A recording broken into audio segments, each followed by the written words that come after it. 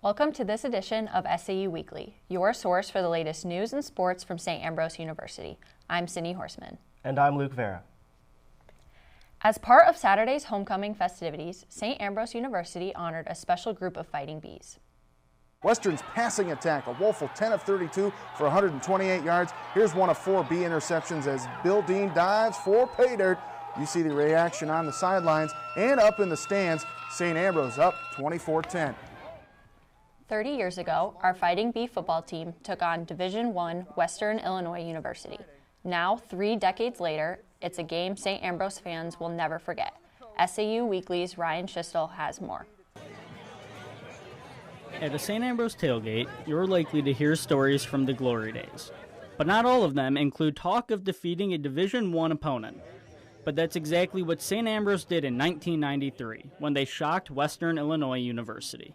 No, we knew it was a chance, but we didn't think it was realistic. But, once the game started and we start, building confidence, saying we could play with the team, it was pretty awesome. As St. Ambrose climbed the football ladder to take on Gateway Conference co-leader Western Illinois. The Bees were coming off a bad loss, but Lionel Porter set the tone for this game early. Yeah, so getting through, it was a off-tackle play that I just bounced outside, and one guy missed, and just really it's a foot race at that point. And the cool thing was about it was after the run, our coaches was teasing me. They was like, "We didn't think you could outrun their secondary, but now we know." So I was like, "Well, now we know." Teammates say Porter was being humble as he outran 2 future NFL players, including Rodney Harrison, on his 173-yard day. With the game on the line, one player was ready for the moment. I said, "I'm making this. We're going home a winner." And so in my mind, the kick, I was programmed to do this. Just like Porter, Ivanek remembers his role vividly. And I remember looking down, I remember kicking it, I remember keeping my head down for 3 seconds, and then I looked up, and I've never kicked a football so straight in my life. And then it was pandemonium after that. And it's a right leg owned by a guy named Pete, which helped St. Ambrose slay Gateway Conference Goliath, Western Illinois. But what about the Bees' leader? What did he feel? Well, it was complete euphoria, for one thing. I mean, it was obviously probably one of the biggest victories the school had ever had. In what was an overall great game for the Bees, Coach Woodley sums it up perfectly. We totally dominated that game. These guys deserved to win. With SAU Weekly, I'm Ryan Schistel. Thanks, Ryan. To honor the team, the class of '93 was recognized at the end of the first quarter of Saturday's homecoming football game. If you've taken a trip through the art and design wing of the Galvin Fine Arts Center, the new display in the Catich Gallery has surely caught your eye. The gallery showcases a dark sensory spaces display by artist Jill Wells. The artwork is inspired by inaccessibility, light and darkness, sound and silence, and color and texture. The pieces are made from the Braille pages of the Americans with Disabilities Act of 1990. You can interact with each piece by scanning a QR code, using sound-blocking headphones, and even changing the color of the LED lights. The art that I create on the Braille pages of the ADA, as well as some of the other works that incorporate Braille, are created to provide a sensory experience that's inclusive. It's also an educational tool, as well as it offers individual choices in experiencing the work. Selected pieces can also be found in the Morrissey Gallery, and both galleries are located right here in Galvin through the end of the semester. On Tuesday, SAU Dance Marathon hosted a pumpkin painting contest to get students ready for the upcoming holiday. Students were able to show off their artistic abilities for a chance to win prizes, all while raising money for a good cause. We are a year-long fundraising organization that raises money for the University of Iowa Stead Family Children's Hospital. People get to be creative and have fun and have a chance to win some prizes, which is always exciting. I will be painting a pumpkin as well. I think I'm going to paint little ghosts on mine to get into the holiday spirit. The painters of the 3 best pumpkins earned $25 gift cards to Panera, Taco Bell, or Jimmy John's. To get involved with Dance Marathon, contact them at saudm.fundraising@gmail.com. The second half of the semester always brings added stress, as final exams loom around the corner. So it's important to know what resources you have available on campus. In this week's What's the Buzz, Alex Stupinski sits down with Dr. Sarah Rissler of the Student Success Center to discuss how they can help you prepare for the end of the term.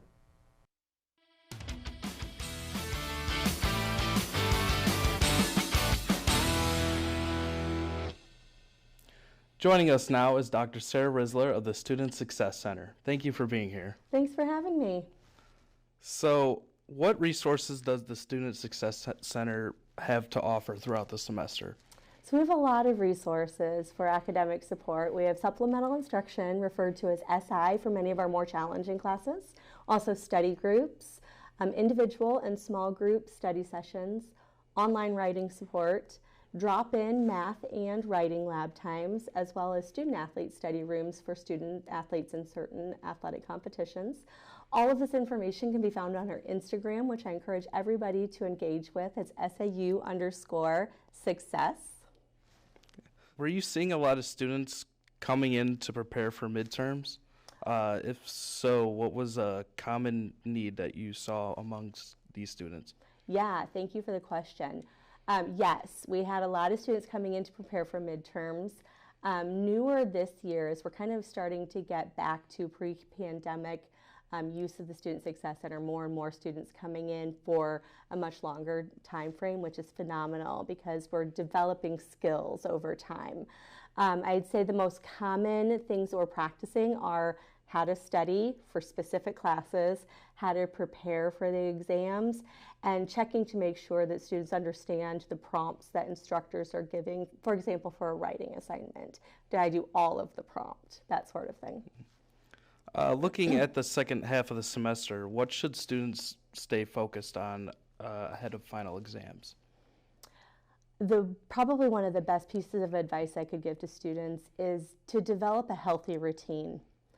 So if we have a good sleeping pattern, a good healthy eating pattern, checking in with yourself and reflecting on your physical and mental and spiritual needs and making sure that all of those things are met, as well as then studying, you're going to be much more successful. It'll feel less like a whirlwind tornado, which is pretty common around finals time. We feel very stressed. So if we set that routine and kind of get in the habit of studying consistently over time, it does alleviate a lot of the stress for finals, final projects, final papers, and final tests.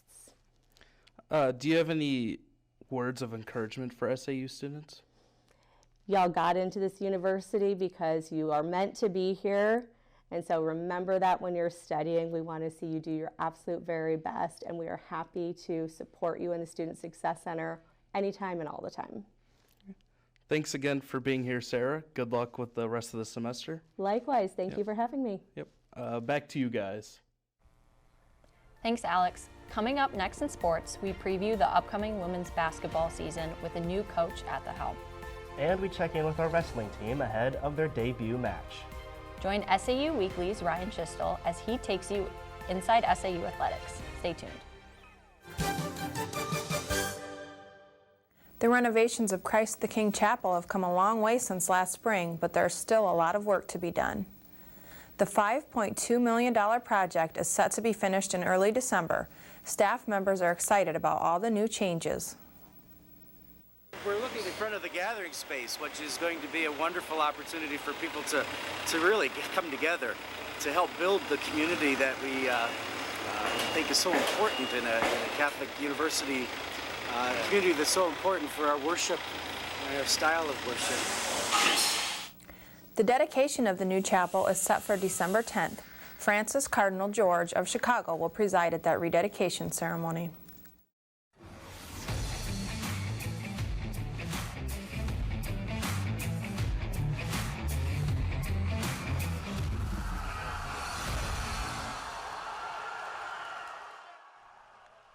The SAU women's basketball team has a new face to lead the program. Zach Exume was named head coach back in April.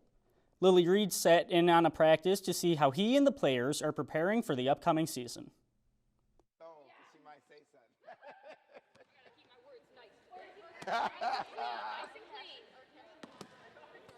There's a new voice in Lilo and Rita, but the expectations are the same. For Coach Exume, it starts with the basics. Well, everything right now is just a matter of installing our principles and just improving upon that day after day. Right? Installing a new playbook while coach and players work together to keep improving. I especially love adding in the new offense, the new defense, seeing the questions that they ask, asking them the why behind everything that I teach, and so far it's been fantastic.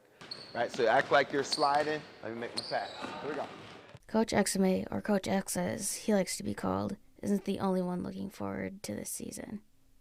I'm most looking forward to getting to know my new teammates and seeing how everyone plays, how everyone has their own different style, and then seeing it all mesh together when we play on the court.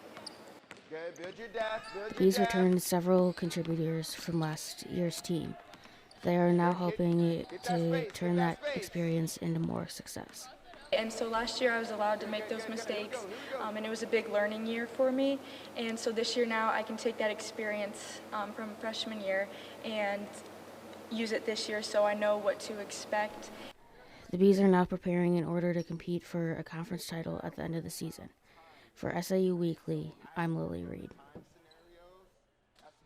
It's the start of the third season for the SAU men's wrestling team, and they are bringing the heat to the mat. The wrestling team continues to push the limits mentally and physically to prepare for the first match of the season in less than 3 days. To help with their endurance, a weekly practice consists of the team competing against each other at random weights in 6 live continuous matches to ensure the high level of strength, stamina, and above all, preparation for the long duels in the future. Well, today we simulate wrestling matches, so today we'll just get a good warm-up in, and then we'll go with partners and scrap full matches, and it'll be compared to like going to a duel or a tournament or something like that. We have a really good team, a lot of good guys, and we have special things that we can do this season. So just taking it one match at a time. We want to finish top 20 in the country. It's something we haven't been able to do yet. We want to get as many guys as we can down to nationals.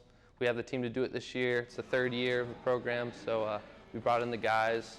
The guys that were here the first year have gotten a lot better, and we're ready to put on a show this season. The wrestling team's debut match will be at Central Methodist University in Fayette, Missouri on October 30th. Their first home match will be on Wednesday, November 15th at 7 p.m. Coming up this weekend, the Fighting Bee football team plays host to 15th-ranked St. Xavier, the Cougars, at 1 o'clock p.m. from Jack and Pat Bush Stadium. Women's volleyball will also be at home, taking on Indiana South Bend from Lee Loman at 4 o'clock Saturday. Women's soccer looks to keep their conference lead on Saturday as they travel to Governor State at 2 o'clock. The men are also looking to keep conference tournament hopes alive against Governor State at 5. And that'll do it for Inside SAU Athletics. I'm Ryan Schistel. And that's all we have for you on this edition of SAU Weekly. We'll be back next week with the latest news and sports from St. Ambrose University.